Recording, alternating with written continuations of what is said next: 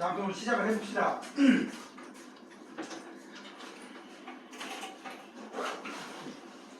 아는 사람이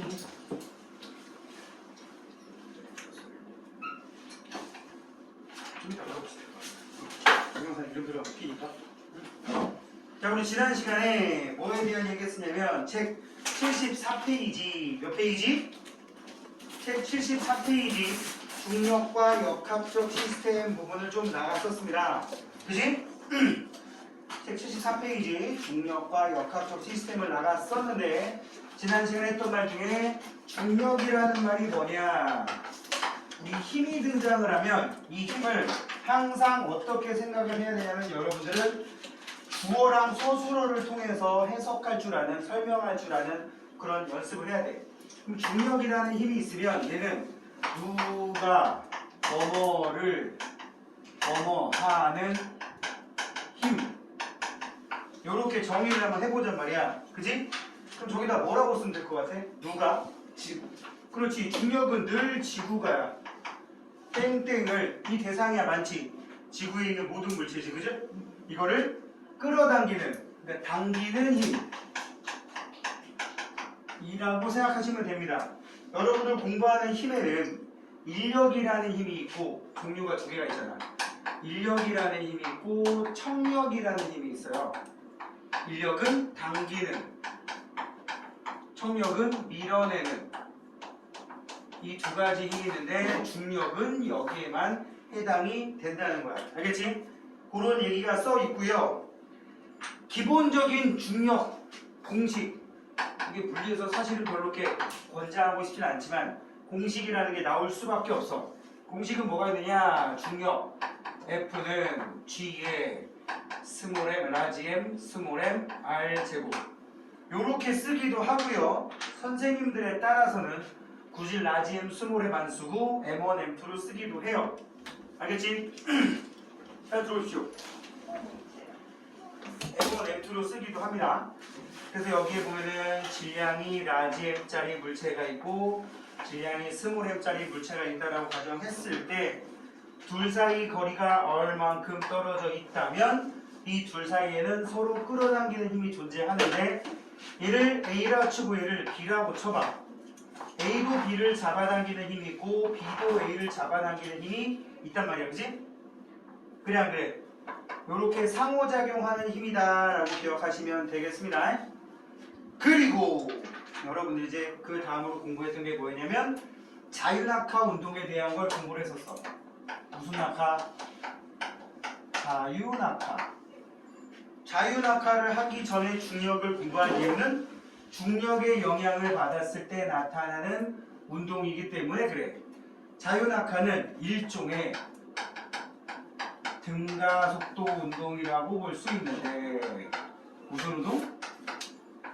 등가속도 운동. 등가속도 운동이 뭘 것 같아? 가속도가 일정한 운동을 등가속도 운동이라고 해. 그러면 뭐해? 가속도가 뭔지 모르는데. 가속도가 뭐야? 가속도라는 말이 뭐야? 단위 시간 동안의 속도 변화. 단위 시간 동안의 속도 변화를 우리는 가속도라고 해. 아직도 줄줄이 사탕으로 나올 게 많아. 그럼 가속도가, 속도 변화가 왜 생기는데 도대체 왜? 속도 변화가 왜 생기느냐? 이게 바로 force 때문이야. 힘 때문이야. 힘. 우리는 외력, 응? 이라고 보통 얘기한다고.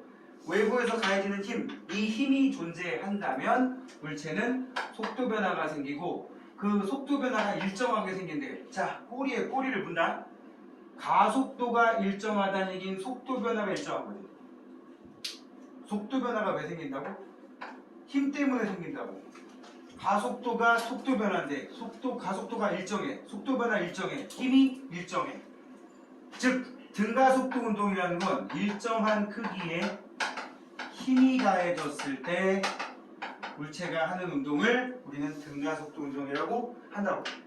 알겠지? 자유낙하도 그 중에 일종이란 말이야. 그럼 자유낙하는 뭐냐? 일정한 크기의 힘이 가해진 경우야. 이 힘이 뭔데? 이 힘이 지금 중력이라는 거야. 응?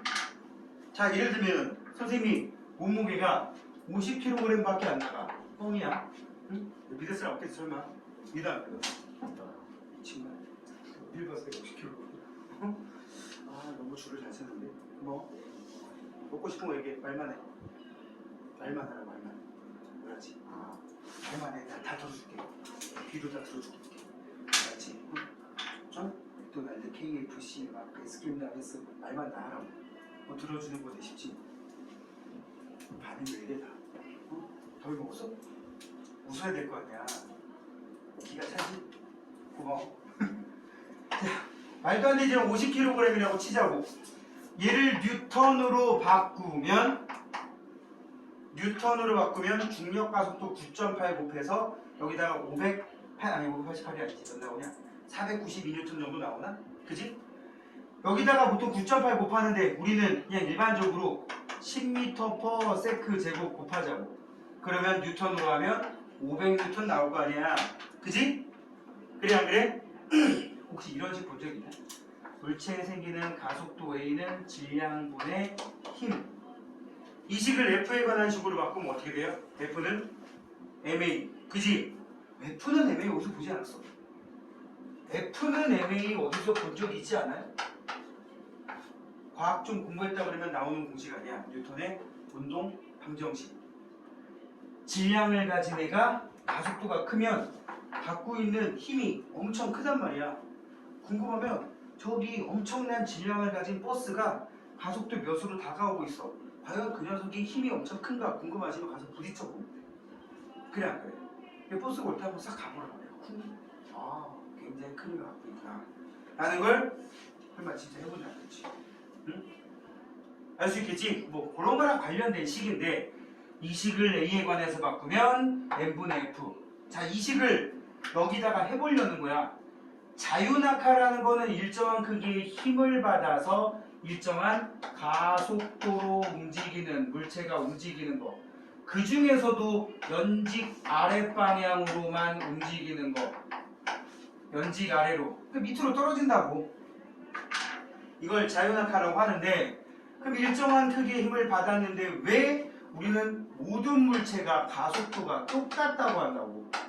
모든 물체의 가속도가 동일합니다. 자유낙하에서는 지구에서 모든 물체가 자유낙하하면 무조건 1초 지날 때마다 1초가 지날 때마다 속도가 중학교 기준으로 하면 9.8m/s씩 증가합니다. 그게 1kg짜리 물체건 2kg짜리 물체건 선생님처럼 50kg짜리 물체건 실제로 80kg짜리 물체건 뭐건 간에 다 가속도 이만큼씩으로 움직인다고. 이거를 눈으로 확인하려는 거야. 어떻게? 보세요. 1kg인 녀석에게 9.8N 10으로 하려다 그냥 해봤어. 이거 계산하면 9.8 어쩌고 나오겠지. 10kg인 놈에게는 98N의 힘이 가해진다고. 50kg인 놈에게는 몇 나올까요? 490인가 나올 거야. 그치? 390? 490. 이렇게 나올 거야. 지금 템이 초록색으로 쓴 거 전부 다 결과가 똑같이 9.8 나오는 거 알겠어요? 그치? 지구에 있는 물체에게 질량이 커지면 그만큼 무게가 많이 나가니까 결국 생기는 가속도는 똑같이 나온다고. 고등학교 내용에서는 여기다 9.8 대신에 10을 쓰니까 원리가 똑같다는 거 알면 돼요. 그래서 자유낙하도 무슨 운동이다라는 걸 확인할 수 있어서 가속도가 9.8 자유낙하다라고 하는 운동이 나타나더라도 가속도가 9.8m/s 제곱으로 일정한 9.8m/s 제곱 대신에 10m/s 제곱으로 놓는 경우가 고등학교 내용에서 더 많아요. 이렇게 일정한 등가속도 운동이다. 그래서 이 등가속도 운동에 공식이 몇 개 등장을 했었어요. 선생님이 여기 지금 흰색으로 쓰는 게 원래 등가속도 운동의 일반식 3개인데 이거는 나중에 선생님이 증명을 따져 해주도록 할게요. V는 V0 플러스 AT라는 식이 있고 S는 V0T 더하기 2분의 1 AT 제곱이라는 식이 있고 EAS는 V제곱 마이너스 V0의 제곱이라는 식. 이게 등가속도 운동의 일반식이야. 나중에 물리 공부한 사람들은 이거를 구구단처럼 거의 외우고 있을 정도가 돼야 돼. 뭐 아니더라도 지금 말한 요지는 이 자유낙하도 등가속도 운동의 일종이니까 이 식이 그대로 적용될 것이다. 그지? 적용이 되는데 옵션이 있어. 자유낙하는 어떤 차이점이 있냐면 일단 V0가 무조건 0m/s예요. 정지 상태에서 물체가 날 떨어지는 거니까 V0가 0이에요. 또 하나 가속도 A 대신에 중력 가속도라는 G를 써요. 이거 10을 쓰든가 9.8을 쓰든가. 그 다음에 굳이 이건 안 해도 되는데 이동거리 S, 이동거리 S, S는 디스턴스의 중간 글자 S 딴 거야. S 대신에 높이 H 값이 있단 말이야. height. 그냥 S라고 써도 돼. S를 그냥 나는 높이라고 칠래. 그래 버리면 이 식 3개가 어떻게 바뀌냐면 잘 봐. V는 GT라는 식으로 바뀌어. V0 빵 돼버리니까 V는 A 대신에 G 넣어서 GT. 그지? 그래 안 그래? 두 번째 식은 S 대신에 H를 집어넣으면 여기 없어지니까 2분의 1 GT 제곱이라는 식이 나와. 그지? 세 번째 식은 또 역시 날아가니까 2GH는 V제곱이라는 식 3개가 나오고 선생님 파란색으로 써놓은 저 식 3개가 자유낙하 운동의 일반 식이라고요. 그런데 우리는 지난번에 뭐에 대한 얘기를 했다? 자유낙하뿐만 아니라 포물선 운동에 대한 얘기도 했다고요. 무슨 운동? 포물선 운동. 수평으로 던진 물체의 운동 그래가지고 물체를 휙 하고 던져버리면 떨어지는데 물체를 휙 하고 던져버리면 휙 하고 처음 속도로 던져버리면 이 물체가 이렇게 떨어지는데 지면이라고 해볼게요. 이렇게 떨어지는 물체의 운동을 우리 2개로 구분했었죠. 어떻게? 연직 아랫방향으로는 자유낙하와 동일한 운동을 한다고 얘기했었고, 그지? 수평 방향으로는 얘가 무슨 운동한다고요? 등속 직선 운동을 한다고. 그래서 이렇게 수평으로 던진 물체 운동은 2개로 나눠서 해석을 해야 된다 그랬어요. 수평 방향으로는 등속 직선 운동으로, 수직 방향 또는 연직 방향으로는 자유낙하로 해석을 해서 이 첫 번째 식 수평 방향으로 갈 때는 그냥 거속시 거리는 속력 곱하기 시간으로 갈 거다. 자유낙하에는 저기 나와 있는 식 3개 써먹는다는 얘기지. V는 GT, H는 2분의 1 GT제곱, 2GH는 V제곱이라는 식을 써먹을 일이 있다는 거야. 응? 그래서 예를 들어보자. 내가 수평으로 2m/s로 던졌어. 응? 그래놓고 얘가 5초 후에 바닥에 떨어졌어. 지금 여기 떨어진 게 5초 후란 말이야. 5초. 그럼 수평 방향으로 수직 방향으로 얼마나 갔느냐? 수평 방향으로 간 거리 구하라 그러면 2m/s 곱하기 5초. 수평 방향으로 10m 움직였다. 그지? 그럼 수직 방향으로에 도대체 얼마나 떨어졌을까? 여기서부터 여기까지 높이가 얼마냐? 그러면 여기다 넣어볼까? 처음 속력 몇인 게 상관이 있냐 없냐 지금? 없단 말이지. H는 2분의 1 곱하기 9.8 곱하기 5의 제곱 해버리면 높이가 나올 거란 얘기지. 그지? 그러니까 아마 125m 조금 안 될 겁니다. 알겠어요? 5초 동안 자연이 떨어졌으면 되게 오래 떨어진 거야. 이래 놓고는 수평거리, 수직거리 구하는 거가 있었다고요. 지금 이거에 대한 개념은 74페이지 밑에 나와 있고요. 75페이지에도 이런 개념이 쭉 있습니다. 그지? 75페이지 한번 보시면 자유낙하 운동과 수평으로 던진 물체의 운동을 보시면 그림과 같이 수평으로 물체 A를 V의 속력으로 던지는 순간 같은 높이에서 물체 B를 자유낙하시켰더니 A도 수평으로 V로 던졌지만 수직 방향으로는 무조건 뭐라 그랬어? 자유낙하랑 동일하다 그랬잖아요. 그죠? 그래서 밑에 표를 보면 A는 분명히 수평 방향, 수직 방향, 연직 방향으로 두 개로 구분하는데 여기 봐봐. A의 연직 방향과 B의 연직 방향이 똑같은 내용이 다 써있지? 그지? 자, P에서 그리고 나중엔 충돌하게 된다. 왜요? 둘이 중력 가속도 G로 똑같이 운동하기 때문이다. 연직 방향으로, 수직 방향으로 따지면. 알겠니? 이런 중력이 지구 자연 현상과 생명에 미치는 영향 뭐 읽어보시면 그렇게 큰 문제는 없을 거예요. 특히 거기 보면 뭐 기상 현상과 물의 순환이 원인이 된다라는 말도 이런 순환의 원인이 되기도 한다. 중력이. 이래 구름은 껴있는데 비는 안 오는 경우 있잖아. 그지? 구름 속에 물 입자가 들었긴 들었거든. 근데 그 물 입자가 떨어지지 않는다는 얘기야. 왜? 중력이 작용함에도 불구하고 떠받치는 힘, 이걸 양력이라고 해. 비행기 뜨는 거랑 똑같은 원리야. 그 양력이 더 크기 때문에 그래. 중력이 더 커지면 어떻게 돼요? 비 오겠지. 그지? 그럼 어떨 때 중력이 커질까? 물방울들이 합쳐져서 많이 무거워지면. 그지? 뭐 그런 것들. 빗방울의 모양도 그 구름 속에 있는 물방울이 뭉친 모양도 영향받을 수 있어요. 만약에 수평으로 좀 넓은 형태로 물방울이 뭉쳤다. 이러면은 양력을 좀 많이 받게 되어서 잘 안 떨어져. 빗방울을 좀 세로로 길쭉하면 잘 떨어져. 뭐 이런 것들까지는 나중에 대기역학을 다루게 되면 이건 사실 고등학교 배운 건 아니다.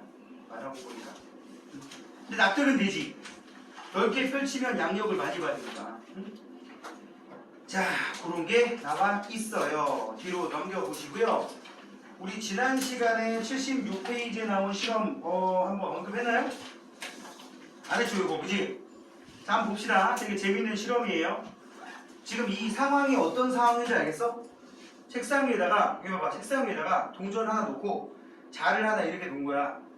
그리고 이 자 위에다가 동전 하나 놓고 자를 팅 하고 튕겨버리면 이쪽으로 팅 하고 튕겨버리면 자 위에 있던 동전은 갑자기 밑에 있던 자가 사라져버리니까 자유낙하할 거고 책상 위에 있던 동전은 자가 일로 가면서 팅 하고 튕겨버리니까 이렇게 떨어질 거란 얘기야. 그치? B는 수평 방향으로 던진 물체 운동처럼 행동할 것이고 A는 자유낙하를 할 거란 말이지. 그지? 자 그래서 써있어요. 결과 A는 자유낙하 줄거보시고 B는 수평 방향으로 던진 물체 운동을 한다. 이렇게 수평 방향으로 던진 물체 이렇게 운동한다 그랬습니다. 그지? 그래서 정리 뭘까요? A의 운동 바로 밑에 줄 등가 속도 운동. B의 운동은 수평으로는 분명히 뭐라고? 등속 직선 운동. 근데 연직 방향으로 거기 동전에 그림이 되게 웃기는데 여기 봐봐. 동전의 옆모습이 이렇게 납작하게 그려져 있잖아. 그지? 그냥 하나는 이거 봐봐. 하나는 이렇게 그려져 있고 하나는 이렇게 그려져 있는데 잘 봐. 높이 다 똑같은 거 알아? 그지? 높이 다 똑같아요. 됐습니까? 그래서 포물선 운동을 해도 벌써 한 3번째 얘기하는데 포물선 운동을 해도 연직 방향의 움직임을 해석을 하면 똑같더라. 자유낙하와. 응? 자 1번 플라스틱 자를 회전시킬 때 동전 A가 책상에서 자유낙하를 하는 동안 가속도의 크기는 일정하다. 거기 줄거. 이게 고등학교 내용을 선행하는 친구들이 제일 생각하기 힘든 건데 가속도는 곧 힘이야.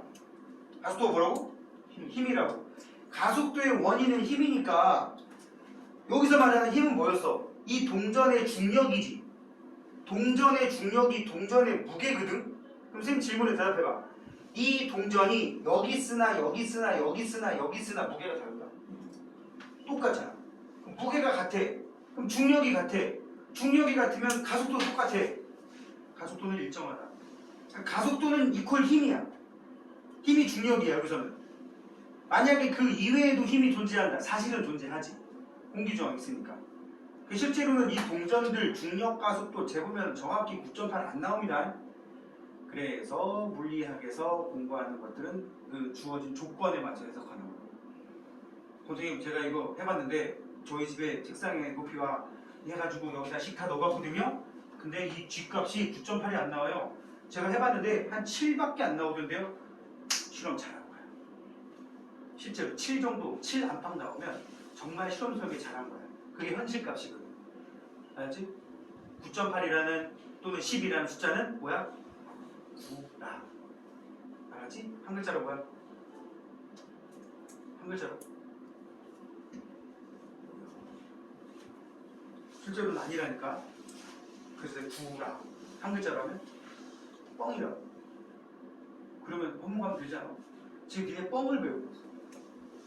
응? 이 황금 같은 주말에 돈을 내고 뻥을 배우고 있어. 응? 기가 차지. 그치? 이거 왜 하는 것 같아? 이 뻥을 왜 배우는 것 같아? 오늘 선생님 처음 본 사람 얘기해보자.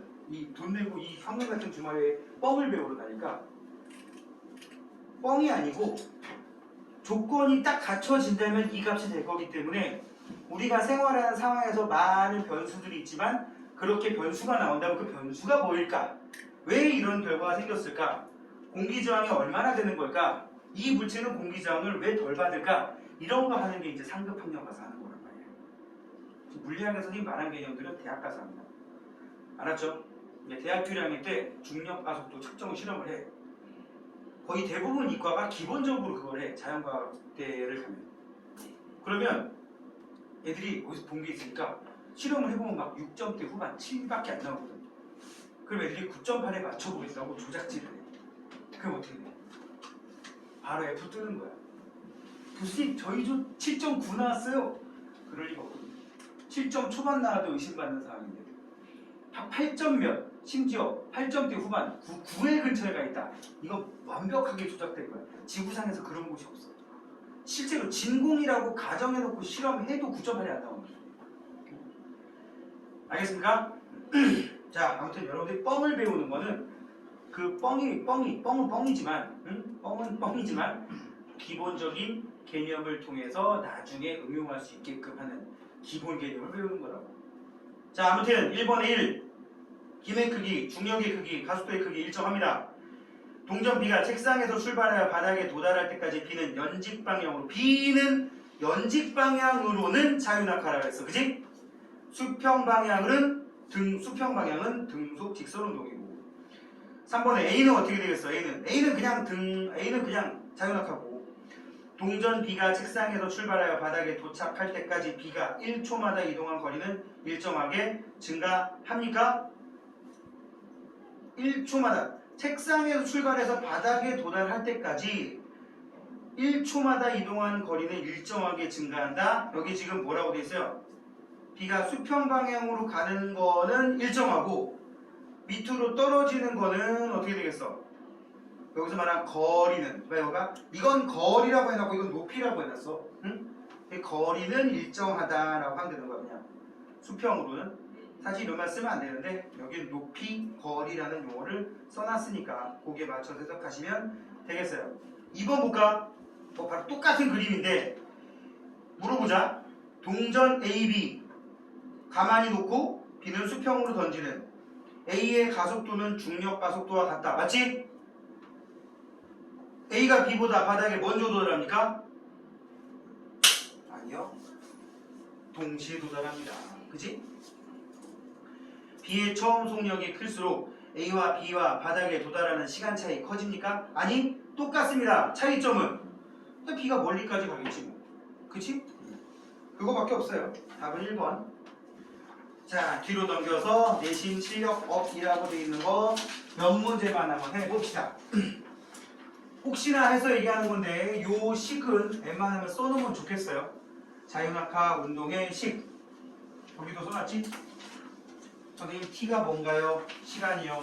V는 속력이요. 몇 초 뒤에 속력이요. G는 중력 가속도예요. H는 높이겠죠? 자, 내신 실력 업이라고 되어 있는 거. 사실은 저렇게 공식에 맞춰서 배우는 거 그렇게 별로 속 좋은 건 아닌데 그래도 기본 개념을 알 때 저 식들을 말로 풀어서 설명할 수 있게 되면 개념 정리에 도움이 된다고. 저런 식들을 왜 쓰나? 저런 식들을 우리가 한글로 거속시라고 써놓으면 세계 공용어가 아니잖아. 근데 S는 VT 써놓으면 물론 나라마다 쓰는 용어가 미세하게 다르긴 하지만 우리는 이동거리를 S라고 쓰는데 미국은 D라고 쓰거든. 우리는 시간분의 속력은 시간분의 거리라는 식 들어봤잖아, 그지? 거속시. 속력은 이게 우리가 쓰는 식이야. 속력은 시간분의 거리. velocity는 뭐라고 쓴다? time분의 distance 줄여서 이렇게 쓰는 건데 미국 애들은 어떻게 쓰느냐? 속력은 스피드는 시간분의 거리 이렇게 쓴단 말이야. 스피드는 시간분의 거리. 스피드는 타임분의 디스턴스. 응? 그러니까 뭐 나라마다 기호가 다 똑같은 건 아닌데 의미는 같다고. 알았지? 우리나라는 속력이라는 말을 처음에 받아들일 때 속도의 개념으로 받아들여가지고 velocity에서 V를 쓰고 있어. 그래서 속력은 V라고 쓰고 속도는 V에 화살표를 해줘. 방향성이 있는 개념이다. 벡터다. 들어봤지? 그런 의미로 표시를 하고 미국은 V라고 쓰면 속도, S라고 쓰면 스피드, 속력 이렇게 쓴다고. 아무튼 그냥 여담이었고 중요라고 써있는 문제 몇 개 풀어보겠습니다. 3번 갈까요? 되게 유명한 그림이지. 피사의 사탑에서 어떤 사람이 이 사람 누굴까? 이 사람 누구겠어? 좋은 사람 빨리 일어나. 피사의 사탑에서 질량이 다른 두 쇠공을 지면으로부터 같은 높이에서 동시에 가만히 놓는 실험을 해봤대요. 이 누구겠어 이거? 정말 갈릴레이. 갈릴레이가 피사의 사탑에서 공 두 개 떨어뜨려서 이런 실험 들어봤지? 처음 듣는 사람? 진짜야? 알고 계세요? 참고로 이 실험은 실제로 한 실험이 아니라는 얘기가 있습니다. 사고 실험 들어봤어? 머릿속에서 한 실험이라고. 머릿속에서. 아까 말한 그거야. 1kg짜리 물체에 작용하는 중력은 9.8N. 2kg짜리 물체에 작용하는 힘은 19.6N. 그래서 1kg에 9.8N이 작용하나 2kg에 19.6N이 작용을 하나 쌤쌤이란 얘기지. 뭐가? 가속도가. 그지? 자 일단 두 개의 질량은 다르니까 A와 B에 작용한 중력의 크기는 다릅니다. 그죠? 질량이 다르면 무게도 다르고 무게가 다르면 중력이 다른 거야. 무게가 곧 중력이에요. 기억 맞았고요. A와 B 중에 누가 지면에 먼저 도달해? 동시에 도달해. 그지? 동시에 A와 B가 지면에 떨어지는 것을 통해 A와 B의 질량의 대소관계. 바닥에 떨어지는 이 공 두 개의 움직임을 보면 누가 질량이 많이 나가는지 누가 질량이 조금 나가는지 모르지. 그죠? 답은 기억. 됐습니까? 자, 그 다음에 뒤로 넘겨서 우리 중요라고 써있는 문제 위주로 하고 있습니다. 5번은 지금 쌤이 계속 얘기한 거에 대한 개념 문제였고요. 6번으로 갑시다. 책상 위의 끝에 정지해 있는 물체 A를 플라스틱 자로 튕겼을 때 수평 방향으로 처음 속력 V로 운동하는 모습을 나타낸 거다. S는 책상에서 A가 바닥에 떨어지기 전까지의 수평 도달 거리다. 자, 그러면 이제 A가 운동하기 시작한 후에 A에는 중력만 작용한다. 네, 내가 뭐 자로 팅 하고 튕겼지만 튕겼을 때 준 힘은 그때만 가해지는 거고 자에서 분리가 되는 순간 얘한테는 이제 작용하는 힘이 없다고 보면 돼. 딱 하나, 중력만 있고. 뭐만 있고? 중력만. 응? 따라서 기억 맞았고요. A는 수평 방향으로 V의 속력으로 진행을 하게 됩니다. 맞았지? 그지? 디귿. 아니, 니은 맞았고 디귿. 플라스틱 자를 튕길 때 휘는 정도를 크게 하면 힘을 크게 가할 거 아니야. 그지? 힘을 크게 가하면 자에서 튕겨서 나가는 그 순간의 속력은 커지겠지. 수평 방향으로 속력이 커지니까 이동거리 S도 커지지 않겠어? 답은 기억, 니은, 디귿. 좀 이따가 그거랑 비슷한 개념을 공부를 하게 됩니다. 자, 7번은 뉴턴의 사고 실험인데 이건 그냥 상식으로 알아놓으세요. 지금 포탄을 8km 약 거기 나온 그림을 그냥 참고한 거야. 약 8km/s의 속력으로 던지면 물체가 안 떨어진대요. 지구상에서 1초에 약 8km. 그러니까 뉴턴의 사고 실험이야. 응? 지구의 곡률이 뭐 몇백 미터 정도 가면 한 1m 떨어지는 종류의 곡률로 되어 있대요. 지구 표면이. 근데 그거에 딱 맞추려면 초속 8km 정도 가면 이렇게 맞출 수 있다는 얘기지. 1초, 그러니까 8km 가면 한 10m 떨어진대, 지구가. 그러니까 만약 여기 봐봐. 10m 정도 높이를 두고 포탄을 8km/s로 쏘면 8km 가면 10m 떨어지거든. 응? 10m, 5m 떨어지구나. 평균 5m. 8km 가면 5m, 8km 가면 5m 하다 보면 계속 그 높이 있는 꼴이 되는 거야. 이 속도를 제1 우주 속도라고 하고 인공위성이 지구 궤도를 일정한 높이에서 돌 때 이 속도 근처에서 돌게 됩니다. 참고로 알고 있으라고 얘기를 해봤고 디귿에 써있네. 다음 5번입니다. 어떻게 해버렸는데 내비두고 뒤로 넘겨서 9번 물체 ABC를 각각 처음 속력 VA, VB, VC로 동시에 수평으로 던졌대. 1초, 2초, 3초, 4초 뒤에 바닥으로 떨어졌대요. 그지? A, B, C 중에 누가 제일 수평 도달 거리가 멀지? C가 제일 멀죠? 몇 배 멀어요? 우리 A가 한 칸 갔다면 B는 4칸 갔고 C는 8칸 갔어요. 그죠? 그지? 그럼 처음 속력은 B가 A의 4배이다. 맞았어요. A보다 B가 4배 멀리 갔으니까. 그럼 C는 A의 몇 배일까? 8배겠지? 그지? 그리고 일단 다 4초 후에 바닥에 도달했으니까 다 지면에 동시에 도달한 거 맞아요. 연직 방향으로 떨어지는 거는 얘 수평 방향의 속력이 상관이 없으니까. Y2 대 Y4는 여기 뭐냐? 연직 방향으로 1초마다의 위치는 다 어떨까요? 2초일 때하고 5초일 때 연직 방향으로 높이가 딱 여기 2대5가 나올까요? 아니지. 연직 방향으로 1초 뭐 2초일 때 5초일 때 높이가 다 그거의 시간에 비례하는 건 아니란 말이야. 알겠지? 답은 3번. 참고로 시간의 제곱에 비례합니다.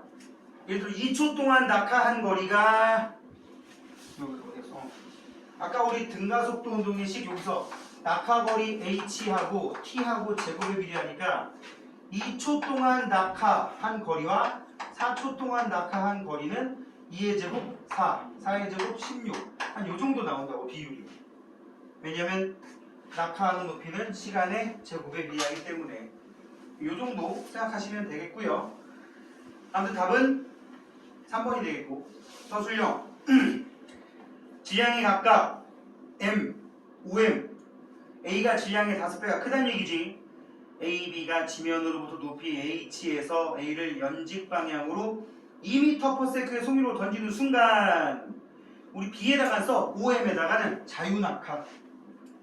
지금 여기 M짜리 물체가 있고요. 여기 OM짜리 물체가 있는데 얘는 자유낙하. 자유낙하는 처음 속도가 빵이라는 뜻이에요. 빵. 얘는 처음 속도 2m/s. 그런데 여기서 잘 들어. 1초 후에 보이죠? 이 1초 후에 속도가 몇일까요? 1초 후에 우리 중력 가속도 10m/s 제곱 씁시다. 계산 지저분해지니까 9.8 넣으면 얘 1초 후에 속도는 12m/s 돼 있어요. 얘는 몇이 될까요? 1초 후에 10m/s. 한 번만 더 해볼까? 얘 2초 후에 속도 몇이 돼 있을까? 22. 10이 더 늘어서 얘는 2초 후에 몇? 20. 한 번 더 해볼까? 3초 후에 32. 얘는 30. 자, 감이 오지? 지면에 도달할 때까지 A와 B의 높이 차이는 어떻게 돼요? 계속 2m씩 차이 나잖아. 2m씩 계속 멀어집니다. 봐봐. 시작. 얘는 더 있잖아. 점점 2m씩 멀어져. 알았지? 답은 1초마다 2m씩 멀어진다. 높이차가 점점 더 난다 라는 걸 알 수가 있어요. 물체가 운동하는 동안 물체의 운동에 질량이 미치는 영향. 질량 상관없다 그랬지? 그지? 그러니까 뭐라면 무슨 뜻이냐면 물체가 운동하는 동안에 얘는 질량이 m이고 얘는 5m이다. 이거 하는 과정에서 얘 질량이 얘보다 5배가 크다라는 거 여기 하는 과정에 뭐 적용됐었어요? 전혀 없지? 그래서 거기다 뭐라고 쓰냐면 중력 가속도가 작용하는 상황에서는 물체의 운동에 질량이 상관하지 않는다 라고 쓰면 되겠습니다. 지금 저기 등가속도 운동의 시계에 이렇게 졸아. 왜 이렇게 졸아? 어? 왜 이렇게 졸아? 제일 시원하고만. 응? 시원해서 졸아? 네. 등가속도 운동에 영향을 미치는 요인 중에 질량이 관여하지 않는다는 거. 자, 11번도 그거야. 자유낙하하는 물체 A와 수평으로 던진 물체 A, B, BC를 나타낸 것이다. 속력은 C가 B보다 크다. 여기서 속력이 C가 B보다 크다는 게 여기 봐. 연직 방향으로 속력이 크다는 얘기야? 수평 방향으로 속력이 크다는 얘기야? 수평 방향으로 속력이 크다는 얘기야? 그지? ABC가 연직 방향으로 같은 시간 동안 같은 거리만큼 낙하하는 까닭은 뭐야? 셋 다 연직 방향으로는 자유낙하와 동일한 운동이기 때문에 그렇지. 그지? 처음 속력이 수평 방향으로 B와 C의 운동에 미치는 영향은 뭐야? 처음 속력이 클수록 수평 방향으로 이동 거리에 영향을 받는다. 그러니까 처음 속력이 크면 수평 방향 이동 거리가 더 커진다. 그래서 B가 수평 방향 이동 거리가 C보다 작고 C가 더 크고 였던 거지. 됐지? 13번은 그냥 쌤이 말만 하고 넘어갈 테니까 그러네 한번 보면 돼요. 물의 순환 과정에서 중력이 미치는 영향을 서술하라 그러면 뭐야? 중력은 어디로 작용해? 아래로 작용해. 그림 속에서 아래로 작용하는 거 뭐 있냐? 침수, 강수, 지하수, 표면 유출된 거 흘러서 내려가는 거 낮은 곳으로 이런 거야. 우와 거기 댐도 그려져 있는 거 보여? 댐도 그려져 있네. 눈이나 비가 되어 떨어진다. 중력 때문이지? 그지? 흐르는 물은 높은 곳에서 낮은 곳으로 내려간다. 이런 것도 중력 때문이지? 좀 전에 얘기한 침수, 요것도 물이 지면 속으로 파고 들어가는 것도 중력 때문입니다. 됐습니까? 자, 이제 뒤로 넘겨서 우리 80페이지 충돌과 안전으로 가봅시다. 이 중에 혹시 물리 배워본 사람 있어? 물리 배워본 사람? 물리 해본 사람? 직접적인 물리를 배워본 적 있어요. 진짜? 물리원? 아니요, 태권도. 응? 태권도가 물리 아니에요? 무슨 소리지? 물리학이라는 과목 공부해 본 적이 있냐고. 물리학. 태권도가 왜 물리지? 좀 이따 날 답답해 좀 잠깐 시켜봐. 쉬는 시간에. 알았지? 아니 뭐 물리가 적용되지 않는 곳은 없어. 응? 근데 마침 지금 태권도 얘기하고 얘기했는데 격투기 종목 같은 경우에서 지금 우리가 공부할 내용이 적용되긴 합니다. 뭐 예를 들면 여기 지금 뭐야 이거? 왜 돌이 하나 그려져 있냐? 돌이지 이거 그지? 나 처음에 요 단원에 좀 많이 나오는 그림 중에 포수 글러브 같은 거 좀 나오거든? 포수 미트, 권투 선수의 글러브 뭐 이런 것들 나오기, 태권도 보호구 뭐 이런 거 나오기도 하는데 그건 줄 알았어. 자 먼저 알아야 될 내용 뭐 있냐? 힘. 아까 힘이 작용한다는 얘기는 뭐라 그랬지? 가속도 얘기를 꺼냈었는데 그거보다 먼저 근원적인 거. 힘이라고 하는 게 뭐냐? 물체의 모양이나 운동 상태를 변화시키는 원동력. 이거를 우리는 포스라고 합니다. 포스. 힘이 가해지면 모양이 변하거나 운동 상태가 변한다고. 힘이 가해지면 모양이 변하거나. 다 먹었지? 힘이 가해지면 이렇게 모양이 변하거나 아니면 운동 상태가 변하거나. 상태가 뭐야 상태? 여기 특히 운동 상태는 빠르기 앤드 방향. 그럼 결론 내리면 어떻게 되냐면 물체에 힘이 가해지면 뭐가 가해지면? 모양이 변한다. 눈으로 아까 확인했고 빨라지거나 느려지거나 방향이 바뀌거나 요렇게 적용된다는 걸 알 수가 있어요. 그래서 기억 자리에 들어갈 건 뭐야? 물체 모양이나 운동 상태가 변한다. 힘의 3요소. 힘 눈에 보이냐 안 보이냐? 힘이 눈에 보여 안 보여? 옛날에 애들이 보여요 할 때도 있었는데 이게 너무 세대 차이라서 얘기를 해도 되나? 혹시 옛날에 드래곤볼이라는 만화가 있었어요. 아는 사람? 오야 아직은 아직도 의사소통이 좀 되는 나이가 됐군. 지금 초딩들은 모르겠지? 알까? 드래곤볼이 어디까지 봤어? 직접적으로 본 적은 없는데 그런 짤들 드래곤볼 보면 초반은 좀 귀여운 만화로 시작해서 나중에 과격한 만화로 바뀌거든요. 알아? 나중에 막 피 터지고 팔 잘리고 이런 좀 살벌한 만화로 바뀌긴 하는데 나중에 그 살벌한 레벨로 바뀌었을 때 거기 뭐가 나오냐면 전투력을 측정하는 안경이 있어.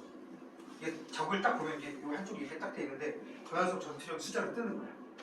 아니 전투력이 계속 올라가고 있어. 막 이래서 말도 안 되는 소리. 전투력 3만. 무슨 거죠? 나는 전투력이 1억이라네. 막 이러고 막 이런 거 나오거든. 다 뻥이지. 어떻게 폴스가 숫자로 나타나. 그지? 상상이지.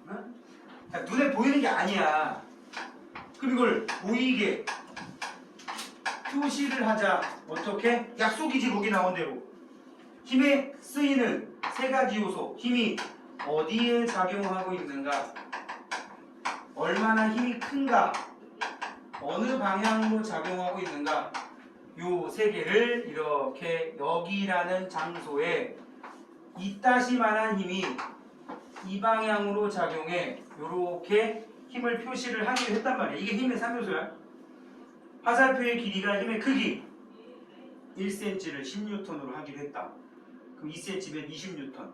조건에 맞춰서 그냥 쓰면 되고 화살표의 방향은 오른쪽, 왼쪽, 동쪽, 서쪽, 남쪽, 북쪽 표시하면 되고 화살표의 시작점이 물체의 힘이 작용하는 작용점이라고 얘기를 한다고.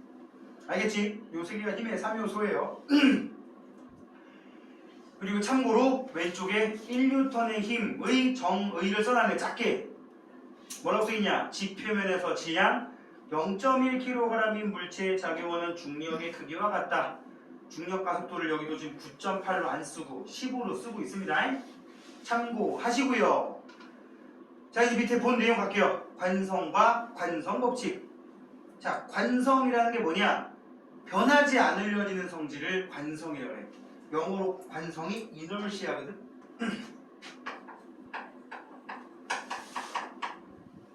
스펠링 맞나? 이제 아닌 것 같은데 불길하네. 이너시아라고 부르고 나중에 검색해봐. 좀 스펠링 틀렸을지도 몰라. 이너시아라고 부르고 관성이라고 하는데 물체가 처음의 운동 상태를 유지하려는 성질, 이거를 관성이라고 부르고 이 관성에는 크게 두 가지, 정지관성과 운동관성이라는 두 가지가 있더라. 이미 이거 아는 사람 많아? 응? 대충 얘기하고 넘어갈게. 원래 운동 상태를 유지하려는 성질, 질량이 클수록 관성이 크다. 보기만 줄고. 질량이 클수록 관성이 크다. 정지한 물체가 계속 정지에 있으려는 관성을 정지관성이라고 한대더라. 그지? 운동하던 물체가 계속 등속 직선 운동하려는 관성을 운동관성이라고 하더라. 뭐 거기 나와 있는 거 다 보이잖아. 거기 두루마리 휴지 밑에 설명에 네 번째, 다섯 번째 줄. 뭉치 부분은 제자리에 있으려고 하기 때문이다 라고 써있고요. 그지? 버스에서도 뭐야? 승객들은 제자리에 정지해 있으려고 하는 성질 때문이다 라고 써있고요. 운동관성에는 뭐야? 승객들은 계속 가려고 한다. 버스는 멈췄지만. 그지? 특히 내가 알기로 이 안양 버스들이 조금 과격합니다. 그러지 않냐? 내가 겪어본 바에 의하면 안양, 군포, 의왕 쪽 버스들이 좀 과격한 편이에요. 서울 시내 버스들은 어차피 막히는 데를 다니다 보니까 웬만하면 속력 안 됩니다. 진짜 가끔씩 짜증 막 몇 가지 올라올 때 있어. 앞에 뻥뻥 뚫렸는데 시속 30km로 가고 있다니까? 여긴 어때요? 경수대로 달릴 때와 버스가 100km로 달리는 거 본 적 있지? 경수대로 뭔지 모르지? 저기 그 수원 가는 큰 넓은 도로, 뻥 뚫린 도로. 응? 그쪽으로 달릴 때 가끔씩 막 저기 막 900번 막 이런 버스들 보면 그게 저기 영통 쪽에 있는 경인에 가는 버스들. 그런 버스 타보면 장난 아니야. 거의 시내버스가 시속 100km로 가고 있다니까. 어? 그러다가 만약에 브레이크 밟으면 어떻게 되겠어? 장난 아니겠지? 내가 지금 말하는 게 어디냐면 호계동? 뭐 이런데. 호계동 쪽에 거기 거기 있지. 뭐라고 말을 못하겠네. 하여튼 뭐 그런 쪽에 가면 버스들이. 그러다 보니까 내가 지금 이 얘기를 왜 했냐? 관성이 정지관성이나 운동관성을 느끼기 참 좋은 동네야. 좋게 얘기하는 거지. 좋게. 그리고 쌤 같은 경우는 예전에 살던 동네야. 경기도 광명이라는 곳인데 여기서부터 거기까지 가는 버스가 있거든. 3번. 철산역 서에 버스 있거든. 그거 안양에서 광명시 넘어갈 때 장난 아니야. 버스 120km로 가. KTX역 가는 광명역 가는 쪽으로 가다 보면 KTX역 가는 길에 좀 넓은데 차 별로 안 다니는 도로 나오거든. 안양 박달동 지나서 어떤 거 같은데 그쪽 갈 때 거의 죽음이야. 고속버스 같아. 근데 알잖아. 고속버스는 의자가 많으니까 좀 안정감이라도 있잖아. 이거는 의자도 몇 개 없는 뻥 뚫린 버스가 막 시속 100km로 가면 정말 무서워. 아무튼 관성을 몸소 체험할 수 있는 동네니까 버스를 탔을 때 여러분들이 관성을 느껴보세요. 제대로 느끼는 방법. 운동관성, 정지관성 좀 그러니까 커브길 돌 때 손잡이를 놔보세요. 그럼 이제 거의 뭐 보드 타는 수준 이렇게 서핑 싹 이거 싹 하면은 안 넘어질 수도 있어요. 그것도 관성이구나 라고 생각하시라고요. 그 다음에 여러분들 잘 안 해봤을 텐데 거기 망치 머리가 헐거워지면 되게 웃기는 게 여기 봐봐. 뭐 할 만한 거 없나? 이게 망치 손잡이고 망치가 여기 쇠모치가 박혀있다고 쳐봐. 이게 헐거워지면 보통 쿵 박아서 이걸 깊이 박는 경우도 있거든? 이 경우는 그냥 힘으로 눌리는 건데 이렇게 박는 경우가 있어요. 내가 손잡이 여기 가서 망치를 이렇게 때린다고 쳐봐. 얘를 이렇게 쿵 하고 치면 얘가 깊이 박혀. 손잡이를 쾅 하고 때리면 깊이 박혀. 왜 손잡이로 하느냐? 손잡이는 나무인데 여기는 금속이잖아요. 금속을 어디다 때리면 얘가 상하거든. 그래서 이렇게 해서 쿵 깊이 박히는. 잘 봐 여기 쿵 깊이 들어간다고. 그럼 시간을 그냥 시간차를 둬서 한 거야. 이 과정 이 쇠뭉치 부분이 계속 가려는 관성 때문이다. 그래서 운동관성이라고 되어 있다고. 알겠니? 자 실전 자료에 나와 있는 거 여기서 조심해야 되는 게 이런 거야.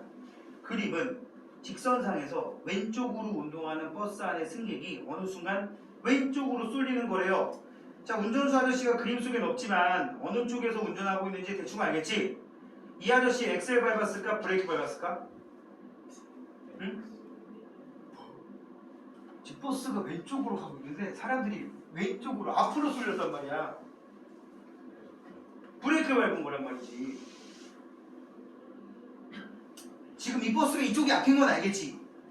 앞으로 가고 있어. 왼쪽으로 가고 있어. 가고 있는데 아저씨가 무슨 짓을 했더니 내가 아저씨 쪽으로 쏠렸단 말이야. 앞쪽으로. 왜 쏠렸냐니까? 가던 대로 계속 가려는 관성이 있기 때문인 거야. 얘한테는 지금 운동 방향에 반대로 힘을 받았는데 계속 가려는 방향으로 가려는 운동 관성 때문에 쏠린 거라고. 그지? 여기까지 이해 다 가는 사람 손 들어봐. 안가? 이해 가는 사람 손 들어봐. 뭐야? 이해 간다며 좀 전에 된다. 이해 가요 안 가요? 이해 가요? 응? 그러면 내가 이제 하려는 얘기가 이거야. 만약에 운동 방향이 안 써있어 이게. 운동 방향이 왼쪽이라고 안 써있단 말이야. 그럼 그거를 보고 지금 이 물체는 브레이크를 밟은 거예요? 엑셀 밟은 거예요? 라고 물어보면 몰라요? 라고 답을 해야 돼. 근데 얘들 머릿속에 거의 매뉴얼처럼 돼 있어. 아 사람이 앞으로 쏠렸어? 브레이크 밟았네. 거의 그런 경우긴 하겠지만 이 아저씨 갑자기 후진기어 놓고 엑셀을 확 밟았을 수도 있잖아. 그지? 뒤로 갑자기 확 빨라지니까 사람들이 앞으로 쏠렸을 수도 있는 거잖아. 내 말은 그런 것도 생각을 하라고. 괜히 버스가 그러는데 사람들이 앞으로 쏠리면 무조건 브레이크 밟은 게 아니란 말이야. 이게 버스하고 사람이니까 내가 아까 말한 것처럼 아저씨가 후진기어 놓고 엑셀을 확 밟았다. 이 말도 안 되는 얘기지. 그 사람 잘려야 돼. 그 사람 거의 살인미수야. 알았어? 그런데 이게 버스와 자동차 안에 있는 사람이 아니라 버스 안에 있는 사람이 아니라 그냥 어떤 수레 위에 올려놓은 물체일 수도 있단 말이지. 그럴 경우에는 너희 머릿속에 편견을 갖고 있으면 안 된다고. 알았니? 자, 승객들이 쏠리는 까닥 써있는데 결국 정리합시다. 제일 밑에 두 줄. 왜 이렇게 사람이 죽어가고 있어 다. 어? 정차려. 어이, 정차려. 제일 밑에 두 줄 긁으세요. 물체의 힘이 작용하지 않거나 작용하더라도 알짜 힘, 합력이 0이면 작용하더라도 가해지는 힘들의 합을 더했더니 0이 나오면 물체는 계속 정지해 있고 운동하던 물체는 계속 등속 직선 운동을 한다. 이걸 관성법칙이라고 하고 뉴턴의 운동 제1법칙이라고 합니다. 왼쪽에 써있지?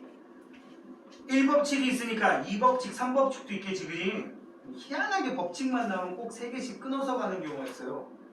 유명한 게 뉴턴의 운동 1, 2, 3법칙도 있지만 나중에 케플러 법칙이라고 우주 쪽 공부하면 나오는 내용도 있는데 거기도 꼭 보면 3법칙까지 있습니다. 희한하죠?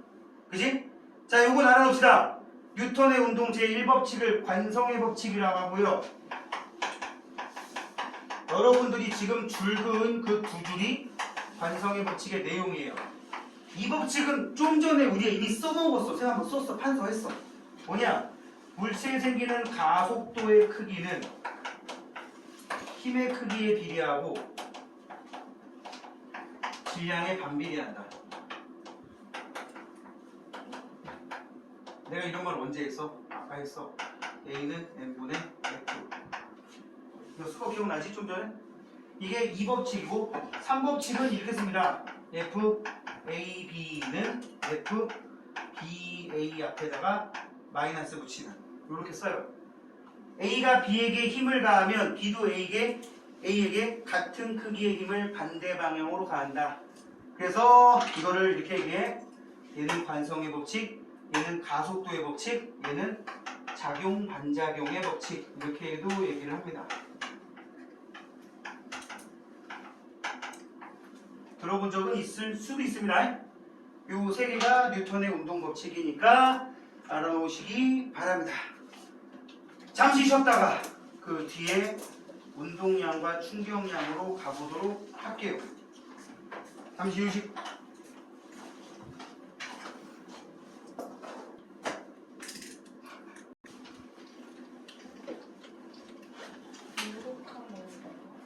자, 좀 전에 관성까지 얘기를 했고요. 이제 우리는 운동량과 충격량으로 가봅니다. 자, 줄 좀 그어볼게요. 일단 여기 공식이 딱 2개 나오는데 2개 아니고 선생님 하나 더 추가해서 3개 쓸게. 3개. 아마 어디 써 있을 거야.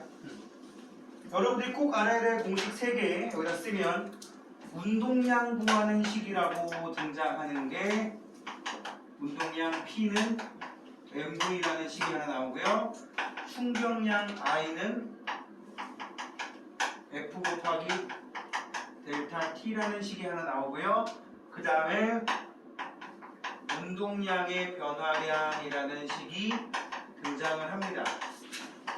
그러니까 식은 3개 썼지만 뭐 2개로 정리할 수도 있어요. 운동량의 변화량 뭐 델타 P라고 쓰면 나중 운동량 빼기 처음 운동량 이런 식으로 쓰기도 해요.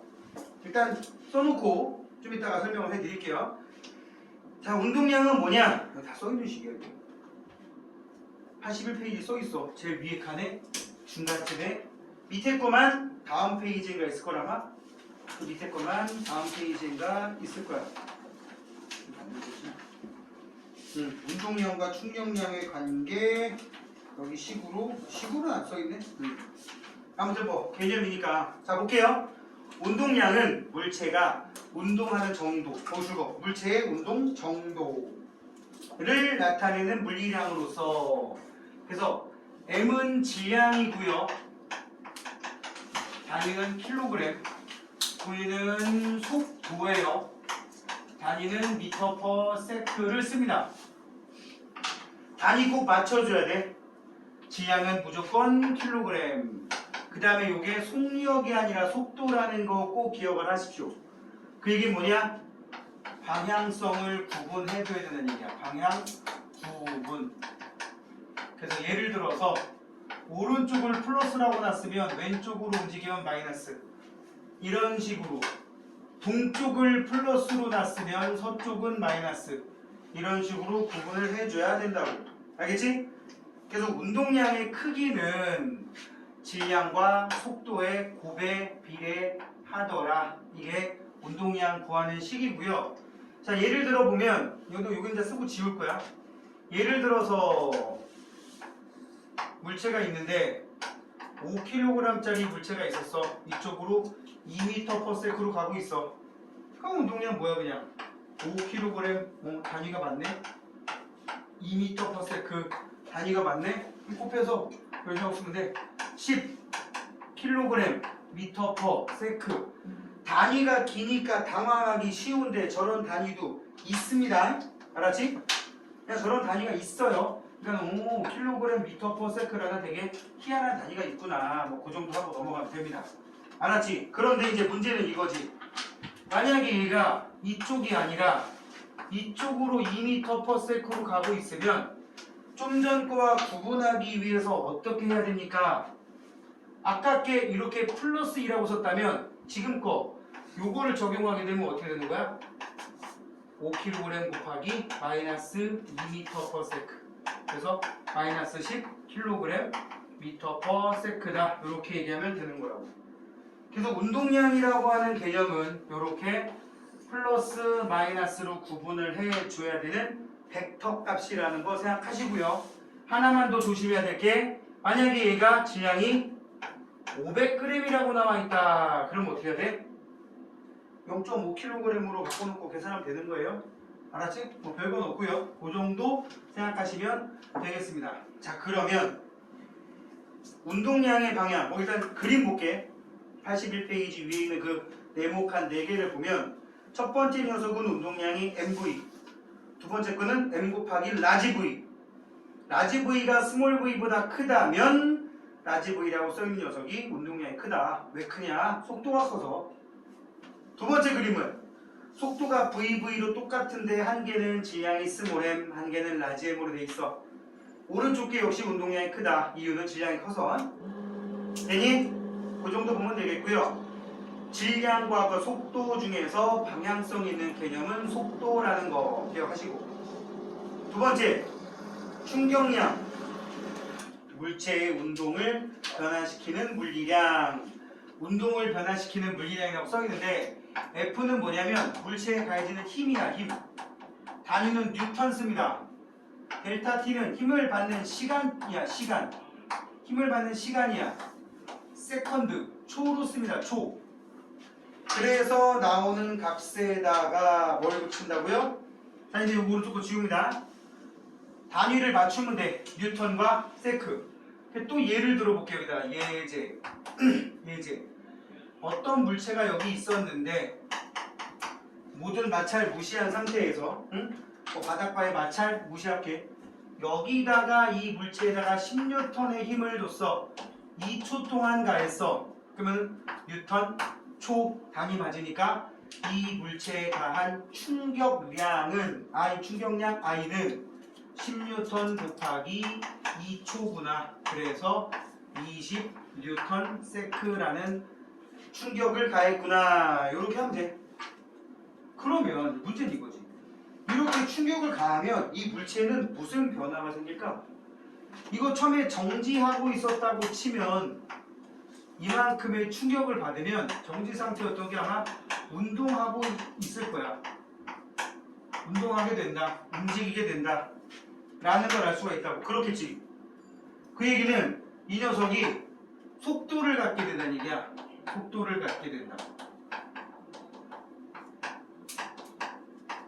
그럼 만약에 얘가 질량이 1kg이었다고 쳐봐. 1kg. 1kg 너무 심했나? 한 5kg? 한 5kg이라고 할게요. 5kg인 녀석이 속도 V를 갖게 됐대. 그랬더니 운동량이 생겨버렸어. 몇 생길 것 같아? 충격 받은 만큼 생깁니다. 충격 받은 만큼 생겨요. 그러면 V가 몇 나오느냐? 4m/s가 나오게 될 거예요. 이게 정지 상태였는데 이만큼의 충격을 받으면 운동량도 그만큼 생겨. 근데 여기서 조금 의아스럽지 않아? 운동량의 단위는 킬로그램, 미터 퍼 세크라는 단위를 쓰고 충격량은 뉴턴 세크를 쓰는데 선생님이 이거 그대로 바꿔버렸지, 그지? 전문 용어 써볼게. 등가 교환했지, 선생님이, 그지? 왜 등가 교환할까? 같은 물리량이니까. 그럼 왜 같은 물리량인지 볼까? 우리 아까 뉴턴이라는 게 1kg을 뉴턴으로 바꿀 때 뭐 한다 그랬지? 곱하기 9.8. 그지?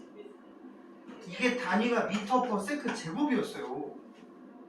그 얘기는 뭐냐면 킬로그램에다가 미터 퍼 세크 제곱을 곱하면 이게 뉴턴이라는 얘기거든.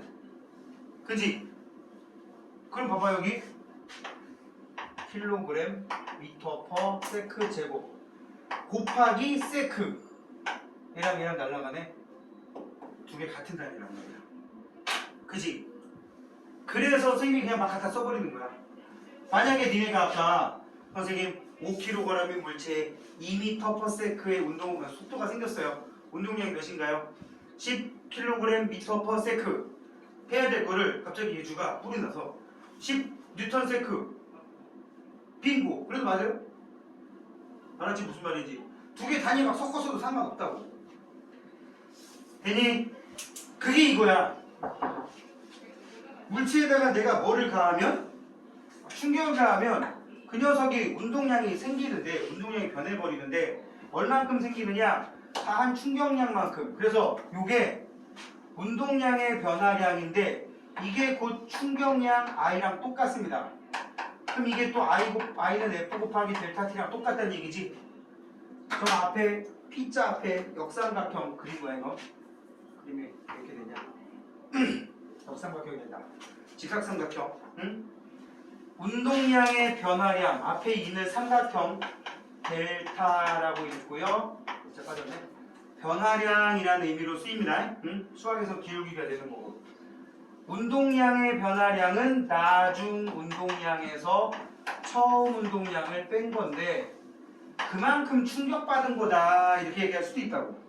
자 이제 뒤에 나오는 거지만 쌤이 아예 여기다 예제를 그려볼게요. 꼬불꼬불하게 그리면 안 되지.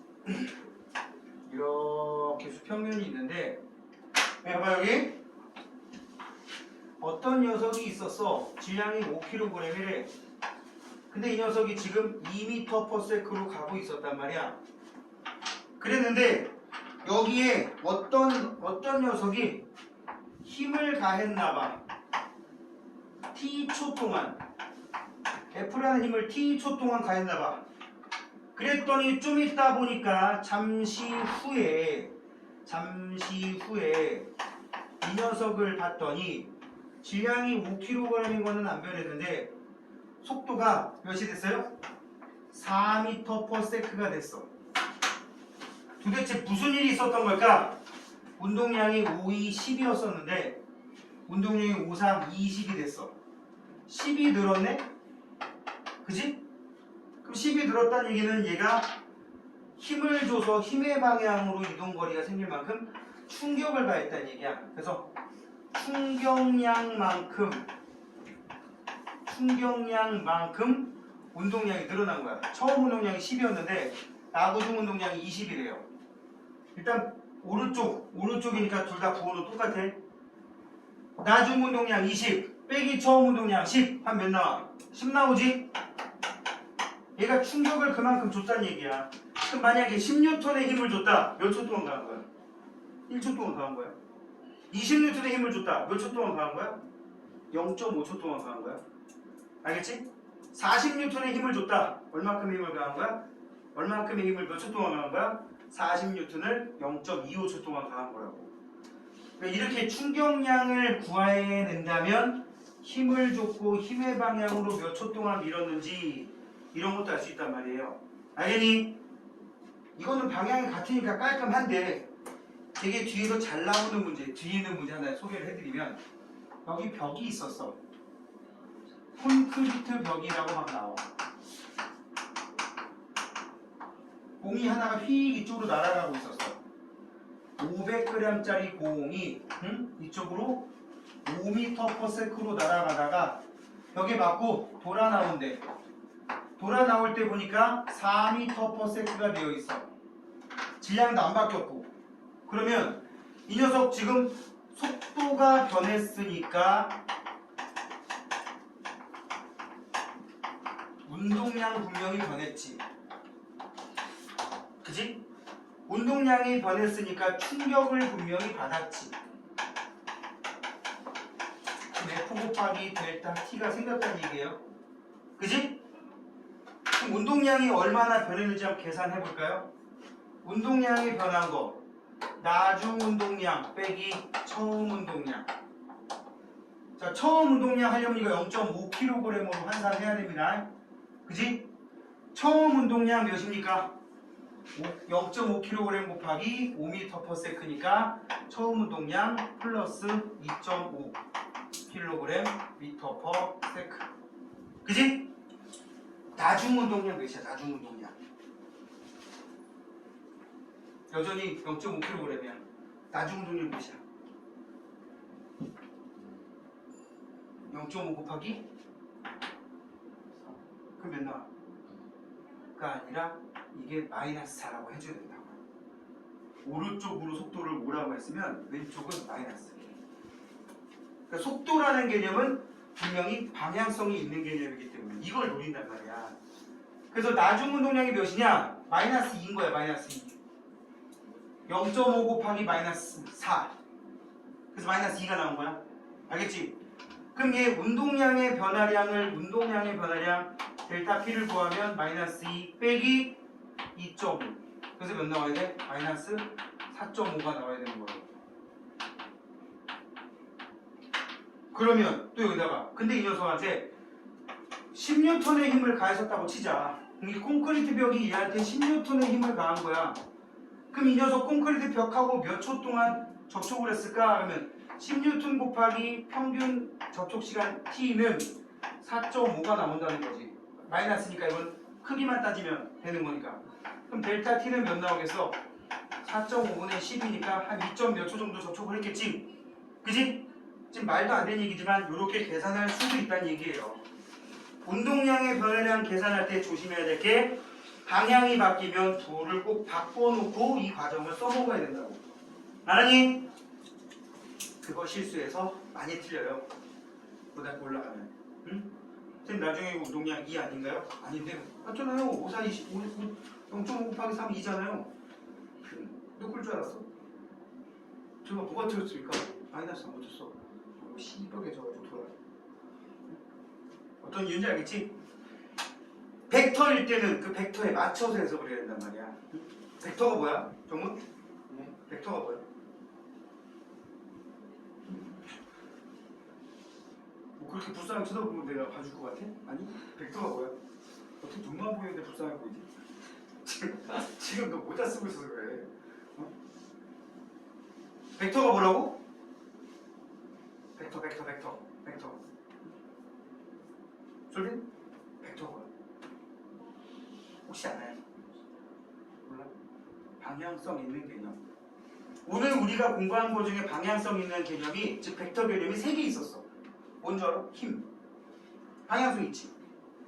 또 하나 방금 얘기한 속도. 가속도까지. 이 3개 있었다고. 3개. 고등학교 과정에서 벡터 개념으로 나오는 게 많아봐야 4개? 사실은 운동량, 충격량도 벡터 개념이야. 그게 들어가 있는 거니까.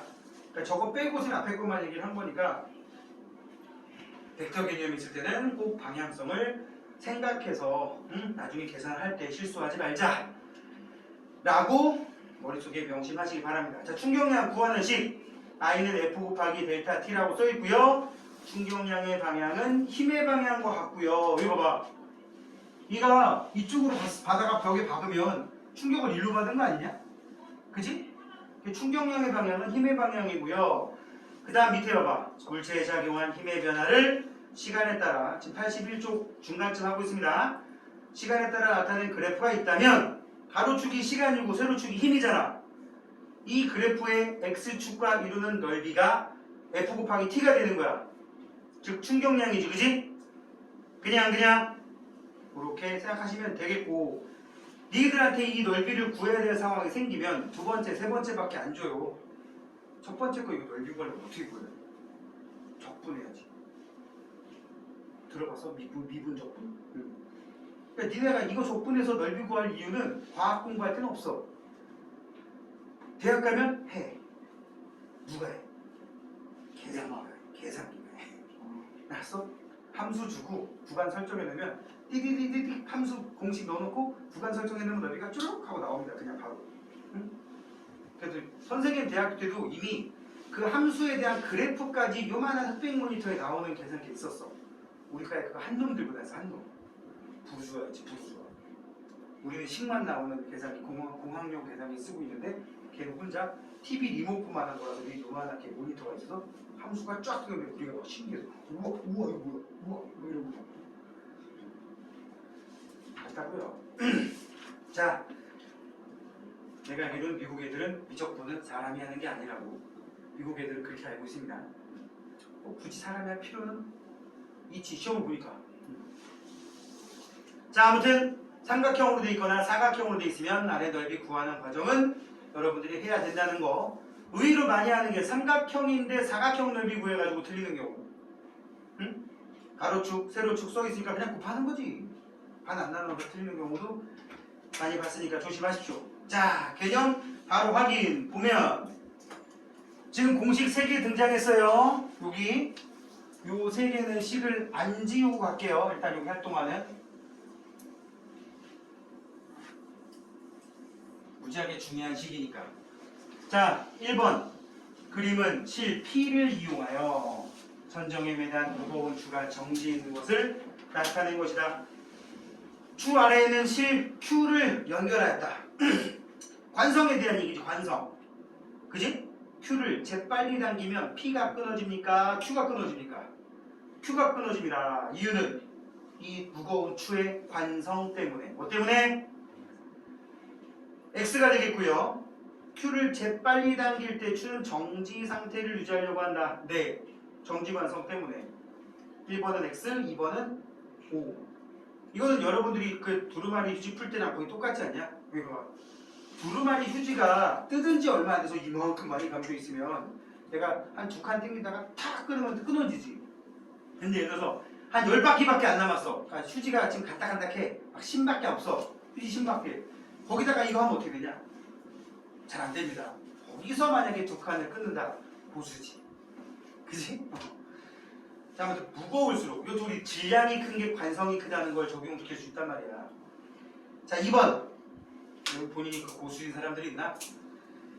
운동량과 충격량에 대한 설명으로 옳지 않은 것은 정답은 5번이라 방금 얘기했지. 속도가 같을 때 운동량의 크기는 운동량도 일종의 관성하고 관련된 거야. 질량이 클수록 관성 큽니다. 운동량도 큽니다. 그지? 답은 5번이에요. 자, 그 다음 거로 갑시다. 충돌 및 안전. 자, 이게 뭐냐면 식 하나로 끝나. 방금 얘기한 요 식을 얘기할 거예요. 요 식. 어떤 물체가 운동량 100으로 갔어. 운동량이 100kg m/s야. 그래놓고 이게 제로가 됐어. 0이 됐단 말이야. 0. 그럼 운동량이 뿅 하고 사라졌지. 그럼 운동량이 사라졌다는 얘기는 m 곱하기 v 중에 둘 중에 하나가 빵 된 건데 내가 타고 가던 자전거가 운동량이 100이었는데 0 됐어. 그럼 자전거랑 내가 사라진 거야? 사라진 거야? 뿅? 그 뭐가 된 거야? V가 빵 된 거지. V가 빵 됐어. V가 빵. 근데 잘 봐라. 자전거를 타고 가고 있는 내가 속도가 빵이 됐어. 그럼 운동량 빵 된 거잖아. 그지? 어떻게 하면 운동량 빵이 돼요? 트래크를 밟던가, 잡던가. 또 하나 뭐야? 나는 정지하고 싶지 않았는데 의도치 않게 어디가에 때려 박아서 정지할 수 있겠지. 그지? 내가 브레이크를 잡았으면 아마도 이만큼이 0까지 되는데 시간이 충분히 지났을 거야. 그지? 그 브레이크를 잡지 않았을 거 아니야. 반면에 내가 의도치 않게 잘 가고 있는데 외력에 의해서 변했다 그러면 시간이 굉장히 짧게 걸렸을 거야. 잘 봐봐. 두 가지로 정의를 해볼게요. 어떻게 두 가지냐. 이 100이라는 과정이 0.1초 만에 제로가 됐고 어떤 거는 예를 들어 5초 만에 제로가 됐다고 쳐봐. 그럼 얘는 뭐냐?